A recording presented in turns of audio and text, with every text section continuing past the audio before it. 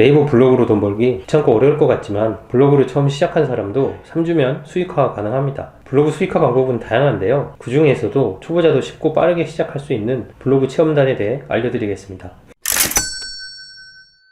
체험단은 유명한 블로거나 블로그 잘하는 사람만 하는 거 아닌가? 라고 생각하실 수 있는데요. 블로그를 처음 시작한 사람도 다 가능합니다. 이번 영상에서는 블로그 초보도 체험단에 선정될 수 있는 방법을 알려드리겠습니다. 끝까지 보시면 무료로 맛집도 가고 여행도 갈 수 있는 체험단이 금방 될 수 있으실 겁니다. 블로그 체험단을 잘 모르는 분들을 위해 간단하게 알려드리자면, 연예인이나 인플루언서들이 물건을 협찬받아서 이용하고 홍보를 해주는 것처럼 블로거도 물건이나 서비스를 무료로 제공받고 블로그에 후기를 남겨주는 것이 블로그 체험단입니다. 체험단에는 외식, 카페뿐만 아니라 펜션, 미용실, 사진 등 영역이 매우 다양하고, 음식이나 생필품을 집으로 배송받은 후 리뷰를 써주는 배송 형태의 체험단도 있습니다. 네이버에 초보 블로그 체험단이라고 검색을 해보면 많은 초보 블로거들이 체험단을 한 후기들을 쉽게 찾아볼 수 있는데요. 체험단 중에서 가장 흔한 외식은 기본 몇만 원이고, 마사지나 미용 분야는 10만 원이 넘어가니까 돈으로 환산하면 한 달에 몇십만 원어치의 제품이나 서비스를 무료로 제공받기도 합니다. 이렇게 체험단을 잘 활용하면 생활비도 절약할 수 있고 무료로 외식, 여행도 가능합니다. 3주 정도만 운영을 꾸준히 하면 체험단 선정이 가능한 수준의 블로그를 누구나 만들 수 있습니다. 블로그 일 방문자가 100명이 되지 않아도 체험단에 선정될 수 있는데요. 3주라고 얘기한 이유는 제가 직접 0에서 시작해서 20일 동안 블로그를 운영한 결과 피자, 외식, 마스크 이렇게 3개의 체험단에 선정됐기 때문입니다. 요즘 어딜 가도 네이버 리뷰를 보고 가는 사람들이 많아져서 리뷰가 한 개도 없는 곳은 장사가 잘 안됩니다. 가게를 운영하는 사장님들은 이 리뷰가 반드시 필요하니까 블로그 체험단의 수요는 항상 많습니다. 그래서 대단한 블로거가 아니더라도 몇 주 정도만 꾸준히 포스팅을 하면 충분히 체험단으로 활동이 가능한 것입니다. 그럼 어떻게 해야 체험단을 할 수 있는 블로그를 빠르게 만들 수 있는지 그 방법을 알려드리겠습니다.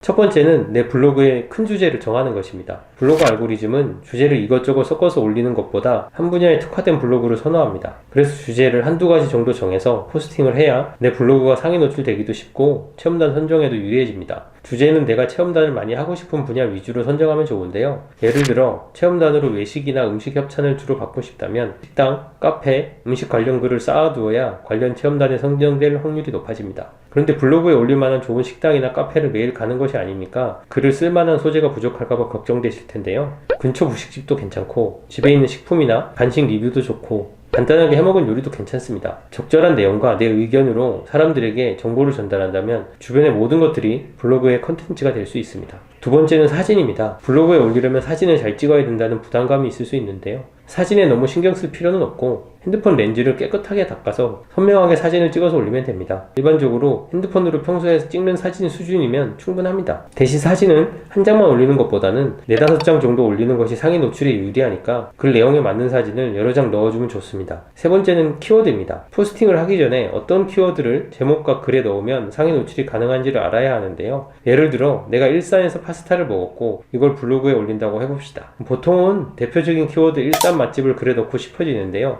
이런 대표적인 검색어는 다른 고수 블로거도 많이 사용하는 키워드이기 때문에 이 키워드를 넣으면 내 글이 바로 밀려납니다. 대부분 사람들은 검색하고 1에서 2페이지에 나와 있는 글 몇 개만 훑어보니까 글이 너무 뒤로 가면 방문자 수가 늘지 않겠죠. 그래서 초보 블로거가 공략해야 할 키워드는 일산 가족 모임과 같이 사람들이 검색을 많이 하지 않고 경쟁이 낮은 키워드입니다. 그렇다면 경쟁이 낮은 키워드가 무엇인지는 어떻게 알 수 있을까요? 먼저 네이버 광고에서 광고 시스템, 도구, 키워드, 도구에 들어갑니다. 여기에 일산 맛집, 일산 파스타, 일산 파스타 맛집 이런 식으로 생각나는 키워드를 입력하고 조회하기를 누르면 내가 검색한 키워드를 포함한 연관 키워드들이 쭉 나옵니다. 이 수많은 키워드 중 한두 개를 골라서 제목과 본문에 포함시켜주면 되는데요. 상대적으로 검색수가 별로 없어서 경쟁이 낮은 일산 가족 모임, 일산 분위기 좋은 레스토랑, 일산 점심 맛집과 같은 키워드를 잡아서 글을 작성해주면 됩니다. 이렇게 경쟁이 낮은 키워드를 넣으면 내 글이 상위에 노출될 확률이 높아지고 최대한 많은 사람들이 내 블로그에 들어올 수 있습니다. 그리고 이 키워드를 본문에 5번 정도 자연스럽게 넣어주어야 검색했을 때 내 글이 노출될 수 있습니다. 이런 식으로 글이 20에서 30개 정도 쌓여서 방문자가 늘어나면 체험단 신청을 하면 되는데요. 이제 체험단 신청하는 방법을 알려드리겠습니다.